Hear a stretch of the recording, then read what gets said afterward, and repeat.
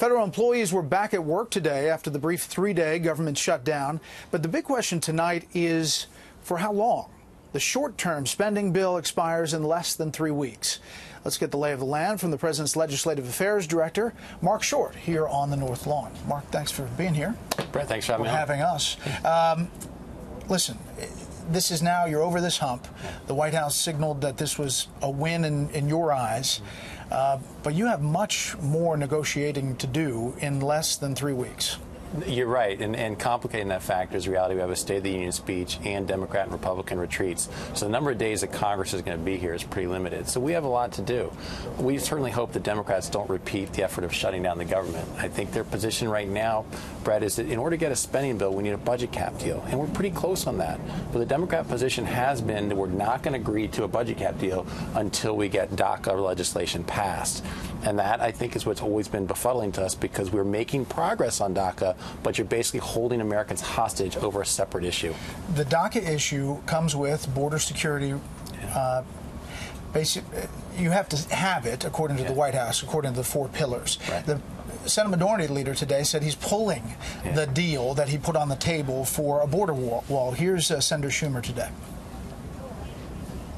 Our Republican leaders don't want to go ahead on their own. They're afraid of President Trump. They want to know what he'll do, but he doesn't tell them to do anything, and he usually tells them, you do it yourselves. We get paralysis. We're very pleased with how things came out. We're a lot better off today when it comes to the cause of Dreamers than we were 4 or 5 days ago. We've gotten a commitment from Senator McConnell, trust but verify, but he made it not just to Democrats, but to a good chunk of his own caucus. So your thoughts on that? Well, it seems like negotiating with Leader Schumer is like negotiating with Jell-O. One day he's for the border wall, the next day he's against it.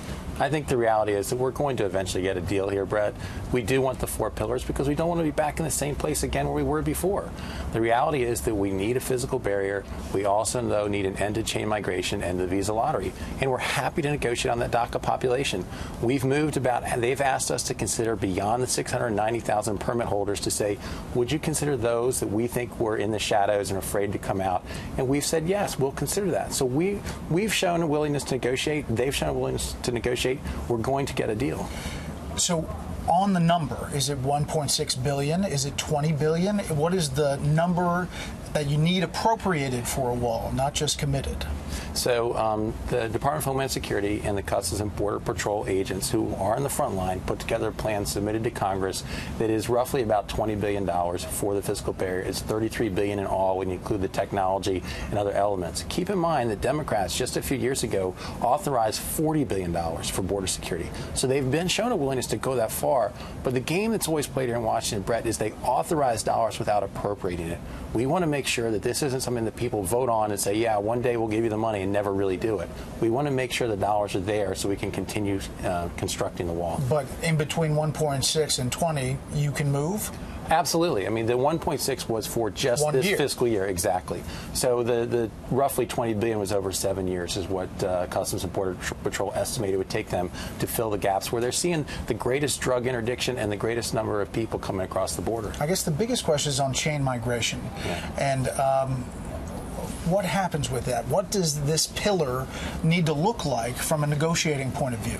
So in our minds, we want to make sure that nuclear families are continuing to be protected, and so spouses and children. But I think what's happened over time is that you've seen it abused by the process, where you end up having 10, 15, 20 family members coming in on one person's visa.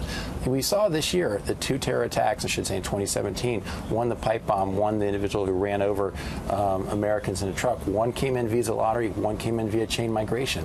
We think these are vulnerabilities that people are looking to do harm to our country can exploit.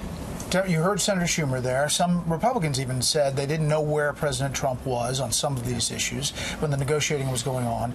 You mentioned the State of the Union. Will there be markers in the State of the Union that the president's going to lay down and say, here's what I need get this and we'll have a deal?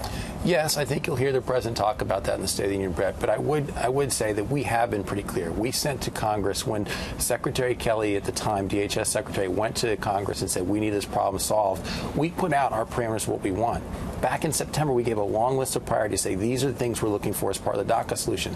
We came back about 4 weeks ago and said here's more refining on the 4 pillars that you mentioned on DACA, border security, chain migration, visa lottery. Very, very clear. In 4 pages, we laid out what our priorities were. So we've provided that to Congress. I know people want to hide behind it and say we haven't been clear. The reality is the White House has been crystal clear on what we're asking. We're going to continue to push forward on that, and you'll see the president message more of that State of the Union. And do you think he is going to be more involved than he was, or the same? Brett, he's been incredibly engaged in this. We've had, as you saw about 10 days ago, we had 20 members of Congress, bicameral, bilateral, over here to discuss what the path forward is. And I think that the president will continue to have members. He wants to have the conversation. He wants to get to a solution. What came out of that was agreement that the deputies, meaning Kevin McCarthy, John Cornyn, Steny Hoyer, and Dick Durbin, would be the ones that we'd have a working group with. And now that we've opened the government, we said we'd be happy to begin those negotiations again. And like he said in that meeting, is he willing to take the heat from the right side of his party if the deal is the deal? Absolutely he is. If the deal is what enables us to provide security on our border and prevent future vulnerabilities, absolutely he will. Mark, thanks for the time. Thanks, Brett. Thanks for coming on.